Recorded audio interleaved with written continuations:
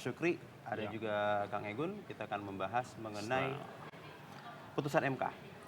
Jadi beberapa waktu lalu MK memutuskan bahwa Polri, kalaupun ada penugasan di luar tugas-tugas kepolisian, harus pensiun atau mengundurkan diri. Sedangkan tercatat itu ada sekitar 300 polisi aktif yang duduk di luar jabatan kepolisian. Saya ke Mas Syukri dulu ya. Ini gimana Mas Syukri melihat putusan MK itu? Kabar baikkah buat tata negara kita atau seperti apa? Jadi sebenarnya yang kita bahas ini kan adalah keputusan MK nomor 114 ya tahun 2025, di mana ada dua advokat mencoba menggugat pasal 28 ayat 3 di penjelasan, di mana di sini penjelasan yang digugat adalah kalimat tentang jabatan di luar kepolisian. Nah, di penjelasan itu dijelaskan bahwa itu jabatan yang tidak punya sangkut paut dengan kepolisian atau tidak penugasan dari Kapolri. Nah, di kalimat atau tidak berdasarkan penugasan dari Kapolri ini itu sedikit mengalih ambigu, sehingga kemudian digugat dan dikabulkan oleh Mahkamah Konstitusi karena ini bertentangan dengan pasal 28 Undang-Undang Dasar. Nah, di sini sebenarnya memang cukup menarik ya. Jadi yang perlu kita pahami adalah situasi saat ini kita sedang dalam perjalanan untuk reformasi Polri. Belum lama ini Presiden sudah membentuk tim, Kapolri juga sudah membentuk tim bagaimana untuk melakukan reformasi Polri. Nah, di belakang itu kita juga harus tahu bahwa DPR juga sedang mengagendakan pembahasan tentang Undang-Undang Polri. Nah, jadi ini kalau secara politik ini ada keterkaitan. Revisi Undang-Undang Polri, kemudian tim reformasi Polri, dan kemudian di sini ada gugatan di Mahkamah Konstitusi. Kalau kita lihatnya mungkin dari sisi positifnya adalah dua advokat yang mengajukan gugatan ke Mahkamah Konstitusi ini memiliki niatan baik. Bagaimana kemudian Polri ini bisa dilihat menjadi sebuah institusi yang kuat, sehingga kemudian dia bisa menjadi salah satu instrumen untuk mencapai apa yang dicita-citakan Presiden, yaitu adalah pertumbuhan ekonomi 8%. Karena untuk mencapai pertumbuhan ekonomi 8%, institusi penegakan hukumnya itu mensyarati dua hal. Yang pertama adalah menghindari konflik of interest dan kemudian netralitas dalam penegakan hukum. Bayangkan jika Anda seorang pengusaha masuk ke sebuah negara di mana kemudian negaranya penegakan hukumnya tidak adil, kemudian memiliki konflik of interest. Pertanyaan adalah Anda sebagai investor akan masuk atau tidak? Jawabannya adalah tidak. Kenapa? Karena penegakan hukumnya tidak jelas. Karena aparatnya punya konflik of interest. Nah, makanya kemudian aparat penegak hukum dalam hal ini institusi Polri itu harus menjadi yang pertama untuk dibenahi atau direformasi. Nah, makanya semangatnya dari undang-undang ini saya pikir memang ini baik. Jadi selain kemudian tadi konflik of interest dan netralitas yang perlu kita jaga, satu lagi bahwa ketika terjadi kepolisian penugasan ketika ini sudah ditarik ya, maksudnya di undang-undang ini, atau meritokrasi di birokrasi juga jalan. Jangan lupa kita punya sejarah yang namanya difungsi dulu. Ketika zaman Orde Baru difungsi, di mana orang-orang yang tidak ikut pemilihan tiba-tiba menjabat jadi anggota dewan. Nah, sama juga seperti ini, di mana tiba-tiba ada orang bisa masuk sebagai dirjen di kementerian, dirjen di kepala lembaga dan sebagainya, tanpa kemudian ada proses seleksi. Sebagaimana kita sipil ketika ingin menduduki jabatan itu, kita harus melewati sekian banyak seleksi kompetensi. Tapi kan jadi jenderal juga perlu seleksi dan perlu tahap-tahapan sendiri. Jadi memang sudah ada pengalaman sendiri kan. Nggak ada salahnya juga dia mendapatkan porsi-porsi kayak gitu kan. Betul, tapi untuk penegakan hukum. Bukan untuk institusi atau lembaga yang lain. Ya kan? Kalau misalkan nggak bisa kemudian, kita kan sudah mengikuti pendidikan. Iya. Kita sudah mengikuti A, B, C, dan sebagainya. Brevet banyak gitu kan. Brevet banyak. Tapi apakah itu sesuai dengan yang dibutuhkan di institusi itu? Belum tentu. Nah, makanya di sini kemudian menjadi perdebatan apakah kemudian orang yang sudah menjabat anggota kepolisian tapi bisa menjabat di tempat lain. Jadi konflik interest. Saya coba ingatkan. Dulu pernah ada kasus cicak buaya, ingat? Oke, di mana kemudian kasusnya melibatkan petinggi di kepolisian. Oke, sementara ada orang polisi menjabat di petinggi KPK. Pertanyaannya, anggota polisi yang sudah tidak bertugas di Polri tapi dia masih anggota polisi, dia kemudian bertugas di KPK, dia akan mengikuti siapa? Apakah mengikuti pimpinan KPK atau mengikuti pimpinan Polri? Ada kepentingan. Nah, disitulah yang namanya konflik of interest. Jadi ketika ada kemudian penegakan hukum seperti dilakukan KPK, ternyata tersangkanya adalah petinggi Polri, dia akan bingung. Saya bagaimanapun masih anggota polisi. Kenapa? Selesai saya tugas di KPK, saya akan kembali ke polisian. Artinya kemudian karir saya akan terancam ketika kembali di sana.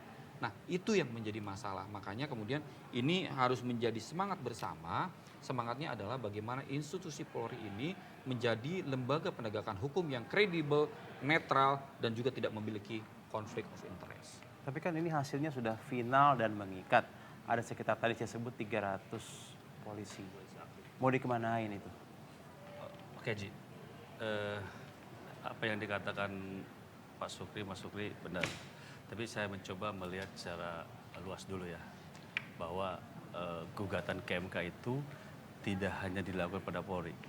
Saya ngelihat kepada TNI pun dilakukan gugatan hal yang sama. Bahkan si penggugatnya sama juga, si Samsul Jahidin juga, dua pengacara ini. Dia sama-sama menggugat. Cuma yang diterima adalah Undang-Undang Polri ini, bahwa Polri tidak boleh menjabat aktif di beberapa lembaga. Dan sisi lain, di TNI itu ditolak dengan alasan permohonan tidak sah, tanda tangan yang tidak basah. Berarti kan saya lihat globalnya dulu, ada kepentingan politik di sini antara TNI dan Polri. Yang satu diterima, yang satu enggak. Itu. Jadi ada sisi politik. Terus keduanya tadi Aji bilang bahwa ada 300 yang aktif di kementerian atau di lembaga yang ada di Indonesia itu. Kalau yang namanya putusan MK itu sudah mengikat. Ketika kita melawan putusan MK, berarti kita melawan hukum, melawan perbuatan hukum. Artinya apapun itu putusan MK, pihak kepolisian harus menjalankan putusan MK itu. Jika tetap ngotot, mereka tidak keluar atau tidak pensiun atau tidak balik lagi ke TNI. Nah, saat dia menjabat aktif dan putusan MK sudah keluar, dia tanda tangan, itu tidak sah. Karena putusan MK sudah ada. Jadi catat hukum. Misalnya gini, si A jabatan di Kementerian A, putusan MK sudah keluar. Harusnya dia mundurkan diri dari jabatan itu, kembali ke Polri. Tapi tetap dia berada di sana. Terus ada tanda tangan dia kebijakan. Itu cacat hukum. Inkonstitusional. Yes. Tapi Menkum bilang nggak apa-apa. Yang sudah bertugas di kementerian masing-masing, di lembaga masing-masing, lanjut aja. Betul. Kalau Pak Menteri ngomong seperti itu, apa jadinya putusan-putusan yang lain? Banyak loh putusan. Berarti kan melawan konstitusional, melawan putusan MK. Itu contoh yang tidak baik, Ji. Harusnya tetap aturan ditegakkan. Setelah MK selesai, putusan itu, baliklah mereka ke kandangnya. Artinya kembalilah ke Polri, fungsi Polri dijalankan sebagai penegak hukum, melayani, pengayom, itulah tugas mereka. Gitu. Bukan berada di pemerintahan, masih ada pejabat-pejabat sipil yang lain, masih banyak kok rakyat Indonesia yang mampu bekerja di kementerian, di lembaga, dan mereka pinter-pinter, kecuali ada beberapa badan, misalnya harus punya kompetensi, misalnya BNPT, BNN, nah itu terkecuali. Berarti PR-nya adalah kalau ini tetap harus berjalan, harus ada beberapa revisi Undang-Undang Polri, revisi Undang-Undang ASN, itu harus direvisi juga. Nah, itu baru bisa selaras gitu, seperti itu, Cik. Ini ada poin of view yang menarik di program kita Berita Utama ini. Penasihat ahli Kapolri Arianto Sutadi bilang bahwa dengan adanya katakanlah penarikan mundur para perwira tinggi dan juga menengah ini dari pos-posnya yang di luar tugas kepolisian, ini menjadi sebuah benefit, akan jadi surplus kandidat-kandidat ataupun orang-orang terbaik untuk menuju transformasi Polri. Sepakat nggak? Sebenarnya ya, Kapolri sendiri mengakui kok bahwa jumlah personil kita belum mencukupi. Jumlah personil kita itu masih 62% dari kebutuhan yang ada untuk mengamankan seluruh wilayah NKRI. Nah, makanya menjadi heran kemudian, kenapa kemudian ketika Polri membutuhkan banyak personil, membutuhkan banyak tenaga, membutuhkan banyak orang, tapi malah menugaskan orang sebanyak mungkin di kementerian-kementerian, ada dari level menengah sampai level atas. Kan jadi pertanyaan. Kan para punya jabatan yang duduk-duduk di kementerian itu. Bukan Kalau hanya- level bintara kayak gitu kan dia nggak ada. Paling dia sebagai ajudan. Nah, tapi kalau misalnya 300 itu pasti jenderal, kombes. Tapi tetap itu kan personil. Iya, Oke, personel. artinya ketika dibilang kekurangan 62%, ya kan? Sementara ini malah ditugaskan di kementerian lain, polisi saja masih butuh orang. Gitu loh. Kenapa tidak dimaksimalkan? Pertama itu yang perlu diperhatikan. Yang kedua tadi adalah bahwa tugas polisi itu memang adalah penegakan hukum secara objektif dan netral.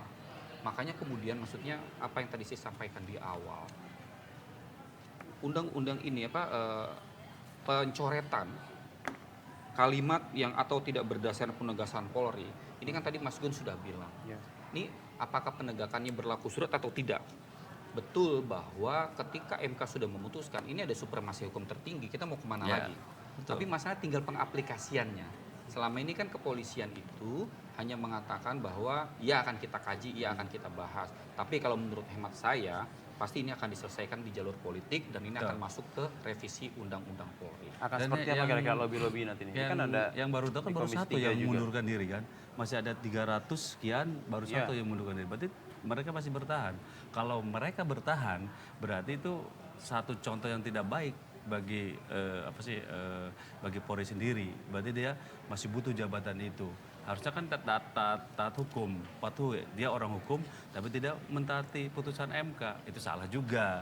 Kalau emang lari tadi revisi Undang-Undang Polri, itu mungkin jalur politik ke DPR, lobby-lobby biar masuklah di undang-undang itu. Bisa aja terjadi. Udah ada indikasi-indikasi itu ya, jalur-jalur politik melalui revisi Undang-Undang Polri, Komisi 3. Karena kan kayaknya nggak mungkin tinggal diam begitu aja ya. Ya, pasti secara pengalaman kita kan di lapangan kan nggak Tapi, mungkin mereka tapi diam. harusnya masuk. Ini harusnya makanya ini sudah diputuskan untuk dihapus, artinya sudah tidak ada di undang-undang itu, ya kan? Ketika sudah diputuskan tidak ada, tinggal kemudian bagaimana Polri bertindak cepat membuktikan bahwa mereka memang sudah melakukan reformasi Polri. Gitu.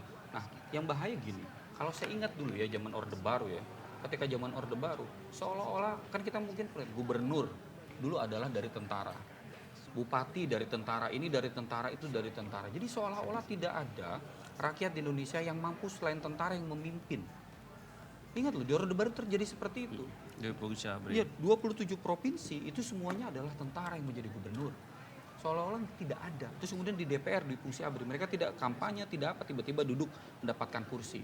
Nah, jangan sampai kemudian ini menjadi presiden seolah-olah kalau tidak dari polisi tidak bisa menjadi kepala BNN. Kalau tidak jadi dari polisi tidak bisa menjadi kepala BNPT dan lain sebagainya. Ini kan stigma-stigma yang dibuat seolah-olah sipil tidak mampu.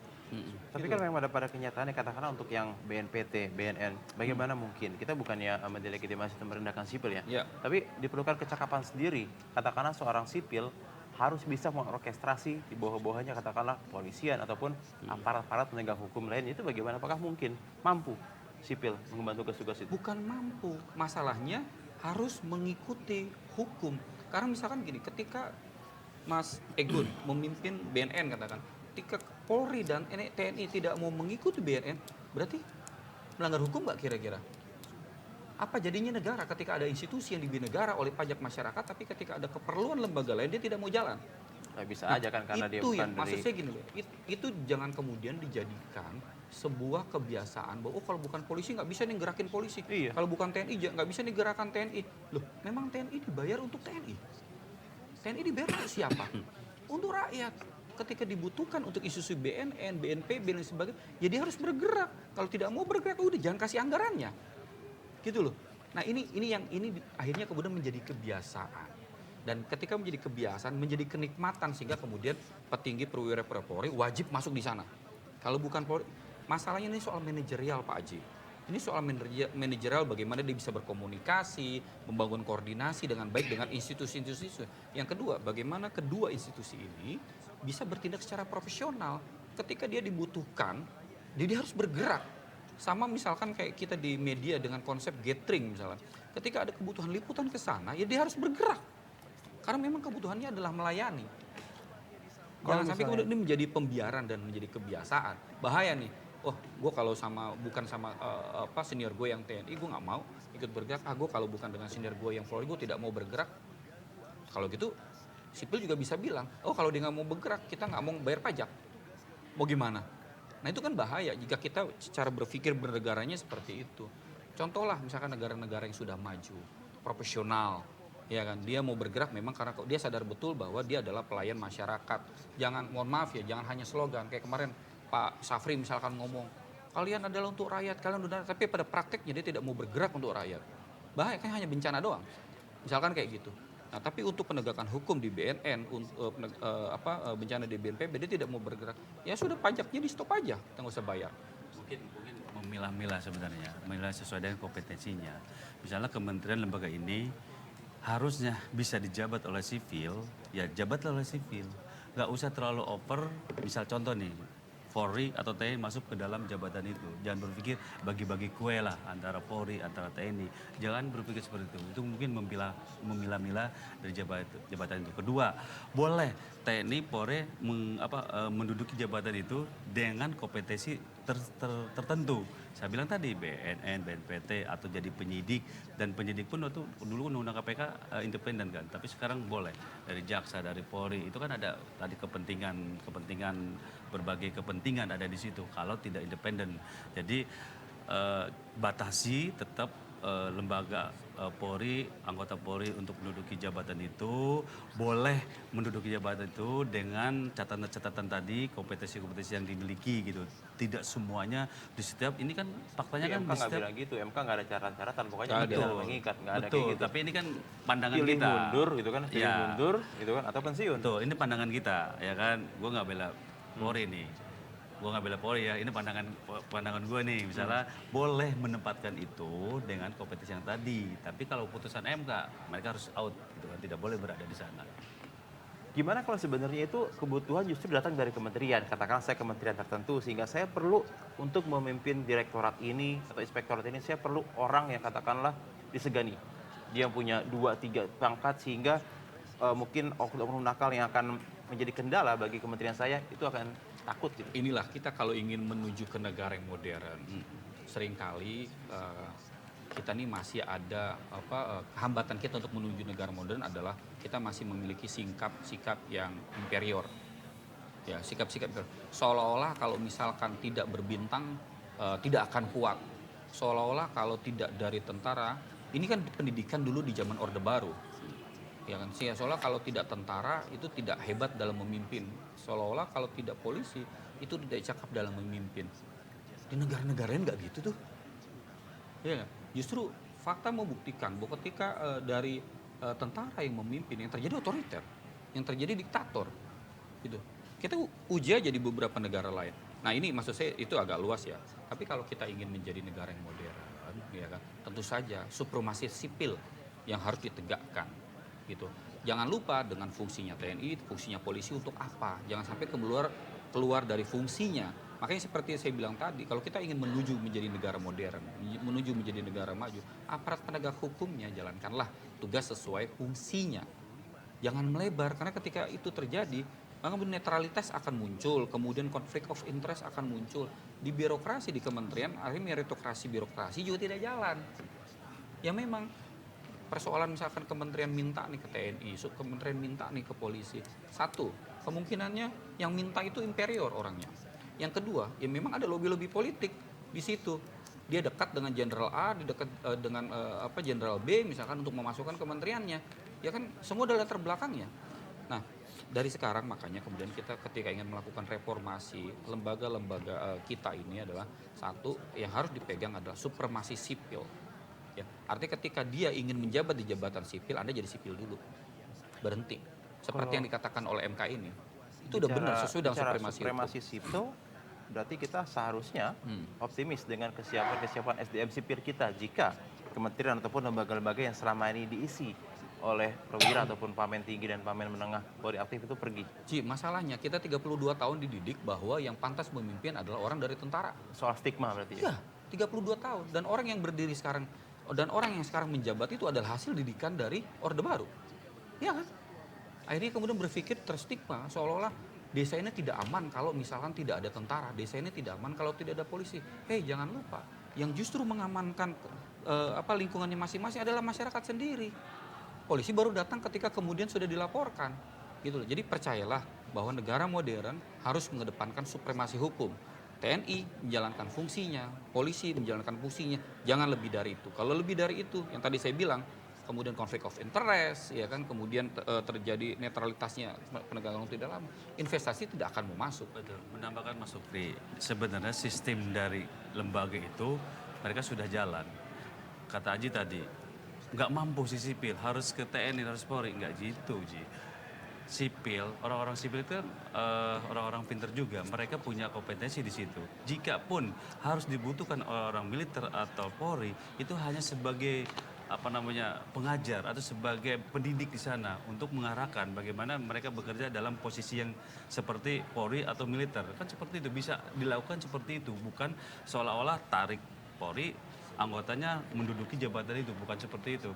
Buatlah sistem yang baik, sistem rekrutmen, sistem sistem pekerjaan, sistem apa yang ada di kementerian, biar regulasi jalan, biar kinerja jalan, tidak membutuhkan Polri atau TNI.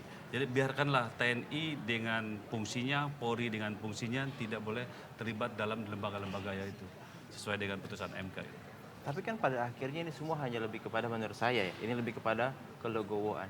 Mau nggak katakanlah Komjen ini ataupun Irjen ini, begitu dia ditempatkan di kementerian A, di lembaga A, mundur deh, pensiun deh, tanggalkan itu semua. Tapi kan yang tanggal hanya pangkat yang melekat. Tapi kan namanya intelijensia, kemampuan, leadership, itu kan nempel, melekat di badan. Gimana? Ini soal bukan kelegowoan, ini soal taat hukum. Ketika hukum sudah memutuskan Anda tidak boleh, ya tidak boleh. Dia harus taat. Harus taat. Loh, kan Dia orang disumpah. hukum loh. Loh, menjadi anggota polisi yang pertama kali dia taat hukum. Betul nggak? Tiba-tiba nggak taat. Tiba-tiba ketika Anda jadi jenderal Anda tidak taat. Kan jadi pikiran saya nggak nyambung nih. Iya kan? Anda ketika sumpah sabta marga akan taat hukum bla bla bla bla, Undang-Undang Dasar 45 segala macam. Tapi ketika sudah ada keputusan seperti itu, dia tidak taat. Saya pikir dia sudah tidak menjadi anggota Polri karena dia tidak mengikuti aturan hukum. Hal yang pertama dari penegak hukum adalah dia duluan yang taat hukum dong sebelum dia menegakkan ke orang lain. Sapu, kalau kita mau membersihkan ruangan, kita harus menggunakan sapu yang bersih. Ya kan, bukan kemudian sapu yang kotor. Jadi kalau dia tidak taat hukum dari sejak awal, ya dia nggak akan bisa menegakkan hukum. Berarti kita akan menanti adanya mundur ataupun Ya, pensiun mudah-mudahan tersendiri. tim reformasi Polri itu bisa memberikan masukan kepada Polri bahwa udahlah, ini putusan MK sudah mengikat dan final.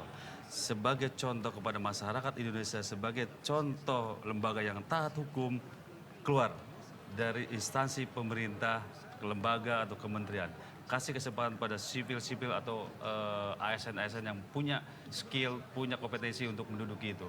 Kembalilah ke jalan penegakan hukum, mengayomi, masih banyak maling-maling harus dikejar, masih Betul. banyak pencuri-pencuri burung, pencuri-pencuri ayam harus dikejar. Itu aja urusin. Jangan sampai kayak kata Wakapolri, kita kalah cepet sama Damkar nih. Nah, itu. Nah, itu Urusin kan- aja udah itu. Jangan sampai kemudian polisi dibilang kalah cepat dan kalah membantu dibandingkan Damkar, kan malu. Iya kan, berapa gaji Damkar, berapa gaji polisi.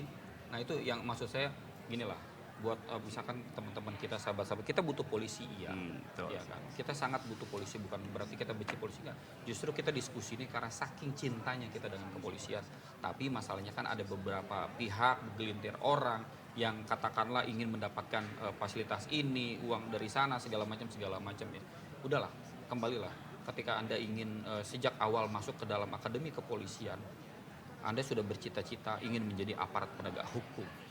Gitu loh, aparat penegak hukum. Makanya ini tadi data menunjukkan bahwa memang personil kita masih polisian masih 63%. Kemudian Mas Gun juga mengatakan bahwa penegakan hukum kita bermasalah. Udah kembali mari kita benahi rumah besar kepolisian Indonesia agar kemudian kita kembali mencintai kepolisian Republik Indonesia. Itu yang kita tunggu. Mas Egun, ada closing statement? Hormati putusan MK, jalankan kalau masih pingin dicintai oleh masyarakat Indonesia. Baik, ayomi masyarakat, penegakan hukum jangan sampai tumpul ke atas, ke bawah, melempem. Ini ada ancaman nih, taati atau kalau enggak ya nggak akan dicintai masyarakat. Ini Kang Egun setengah-setengah ngasih warning. Ayo teman-teman kita polisi ya. Ya, ini kan saran kita kan. Saran. Demi Saran tapi kebaikan setengah. polisi. Ya. Ya kan? Ikuti atau nggak dicintai rakyat itu kan setengah-setengah ngemok ya. Mas Sukri, Ya, sama. kalau dari saya tadi seperti saya bilang di awal bahwa kalau kita ingin menjadi negara maju, kalau kita ingin menjadi negara yang modern, maka kita harus punya lembaga yang profesional. Nah, dui fungsi jabatan, ya kan, dui fungsi penugasan itu adalah ketidakprofesionalan. Itu yang akan dilihat dengan mudah dari para investor di luar, misalnya akan masuk ke Indonesia. Akhirnya kan makanya kemudian jangan heran ketika orang mau investasi ke Indonesia malah belok ke Vietnam. Orang masih mau investasi ke Indonesia malah belok ke Singapura. Atau bahkan sekarang ke Filipina dan sebagainya. Udahlah, kita refleksi diri. Salah satunya adalah penegakan hukum di Indonesia, kepolisian. Ya kan? Bagaimanapun, kita harus sadar diri. Misalkan, survei menyatakan puas kok, dan sebagainya. Tapi kita rasakan kok ada konflik of interest. Dan itu terbuka, kemudian ada netralitas. Kemudian ada meritokrasi yang birokrasi yang terganggu. Nah, mari kalau misalkan kita mau menjadi negara maju, mau bersaing dengan minimal di Asia Tenggara dengan bersaing dengan Singapura, Malaysia, Thailand segala macam, kita benahi dulu institusi penegakan hukum kita. Kalau misalkan kita sudah benahi dengan baik, orang di luar confidence dengan lembaga kepolisian kita, siapapun akan masuk kok berinvestasi. Dan kalau investasi masuk, ekonomi kita tumbuh, gaji polisi juga akan naik, nggak perlu lagi cari kerja di sana sini. Itu aja kuncinya. Berarti selama ini banyak cari kerja sana sini. Ya, seperti itu. Oke. Ya kita sih berharap semua aparat penegak hukum menaati hukum ya. Ya. Dan kita juga sangat optimis bahwa kepolisian tetap dapat bertaji, tetap dapat presisi mengemban amanah dan tugas sebagai penegak hukum. Baik pemirsa, sudah meja redaksi kali ini. Saya Mas Sudraji, pamit undur diri. Sampai jumpa. Membuat banyak orang kagum dan penasaran dengan rahasia di balik tubuh atletis yang dimilikinya. Chico Jericho yang dikenal sebagai salah satu aktor berbakat di industri hiburan